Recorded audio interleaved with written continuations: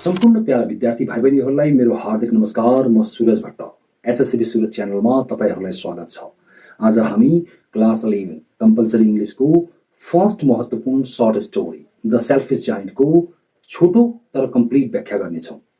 आजको यो video short बनेको छ, सो स्किप नगरी हेर्दिनु होला, किनभने A+ का लागि यी पोइन्ट्सहरु अनिवार्य छन्।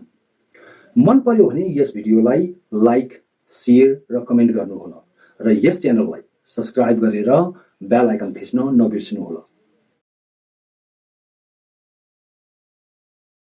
आजको यो बाल बालिकाको दन्त्य कथा द सेल्फिश जायन्ट अर्थात स्वार्थी दानव आइरिश लेखक ऑस्कर वाइल्डले सन् 1888 मा लेख्नु भएको हो।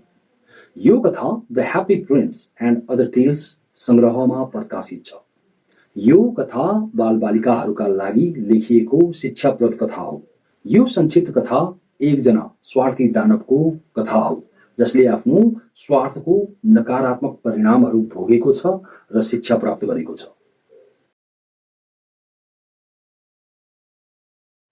यस संक्षिप्त कथाका मूल भावहरू यस प्रकार छन्। नम्बर 1 स्वार्थको नकारात्मक परिणाम। नम्बर 2 माया, करुणा र साझेदारीको महत्व। नम्बर 3 निर्दोष बाल्यकाल र प्रेमको शक्ति। नम्बर 4 स्वार्थ त्यागेर प्राप्त हुने सुख। यस कथामा रहेका मुख्य पात्रहरू यस प्रकार छन्। नम्बर 1 स्वार्थी दानव। दानव यस कथाको मुख्य पात्र हो। सुरुमा ऊ स्वार्थी र कठोर देखिन्छ, पछि गएर बालबालिकाहरूको मायाले बदलिन्छ। पात्र नम्बर 2 बालबालिकाहरू। कथामा देखाइएका बालबालिकाहरू स्कुले बालबालिकाहरू हुन् जुन निर्दोष देखिन्छन्। उनीहरूको खेलले बगैँचा जीवन्त हुन्छ। पात्र नम्बर 3 सानो बालक। सानो बालक यस कथाको विशेष पात्र हो। प्रारम्भमा ऊ कमजोर र रोइरहेको देखिन्छ, अन्त्यमा दैवी रूपमा देखा पर्छ र दानवलाई स्वर्ग लैजान्छ। कथामा ऊ परमेश्वर जीसस क्राइस्टको प्रतीकको रूपमा रहेको छ। अब पात्रहरूमा रहेका छन् मानवीकृत प्रकृति। मानवीकृत प्रकृतिहरूमा वसन्त ऋतु जुन दानवको बगैँचामा बालबालिकासँगै आउँछ। हिउँद स्वार्थले आउँछ भने हिउँदका क्रूर बाह्य शक्तिहरू जस्तै हिउँ, तुषारो, उत्तरी हावा, असिना पालै पालो हिउँदको निमन्त्रणामा दानवको बगैँचामा देखा पर्छन्। आजको यो कथा एकजना स्वार्थी दानवको सुन्दर बगैँचाबाट सुरु हुन्छ। बगैँचामा हरियो घाँस, रङ्गीचङ्गी फूल र 12 वटा आरुका रुखहरू छन्। स्कुलबाट फर्किएका बालबालिकाहरू यहाँ खेल्छन्। उनीहरूको हाँसो र चराहरूको गीतले यो बगैँचा जीवन्त हुन्छ। दानव 7 वर्षपछि फर्किन्छ र बालबालिकाहरूलाई देखेर रिसाउँछ। ऊ बालबालिकाहरूलाई लखेट्छ र पर्खाल बनाउँछ र त्यसमा एउटा सूचना पाटी राख्छ जसमा चेतावनीका हरफहरू हुन्छन्। अनाधिकार प्रवेश गर्नेलाई कडा कारबाही गरिनेछ। यो देखेर बालबालिकाहरू दुखी हुन्छन्। दानवको स्वार्थ देखेर बगैँचामा वसन्त ऋतु आउँदैन। वसन्तलाई नआएको देखेर हिउँद बगैँचामा आफ्नो डेरा जमाउँछ। उसको निमन्त्रणामा हिउँ, उत्तरी हावा, तुषार र असिना त्यस बगैँचामा पालै पालो आउँछन्। हिउँले सम्पूर्ण घाँसलाई छोपिदिन्छ। तुषारोले रुखहरूलाई चाँदी जस्तै बनाइदिन्छ। उत्तरी हावा र असिना बगैँचालाई नोक्सान गर्छन्। दानव अन्त्यतिर वसन्त ऋतु आएको तर आफ्नो बगैँचामा नआएको देख्दा निकै निराश हुन्छ।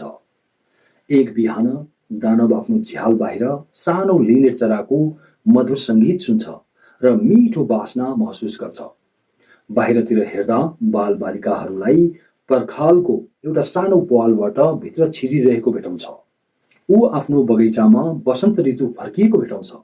यता उता हेर्दा बगैँचाको एक कुनामा सानो बालक रोइरहेको देख्छ, जुन बालक रुखमा चढ्न सकिरहेको हुँदैन। दानवको मन पग्लिन्छ। ऊ बालकलाई रुखमा राखिदिन्छ। त्यस सानो बालकले दानवलाई किस गर्छ।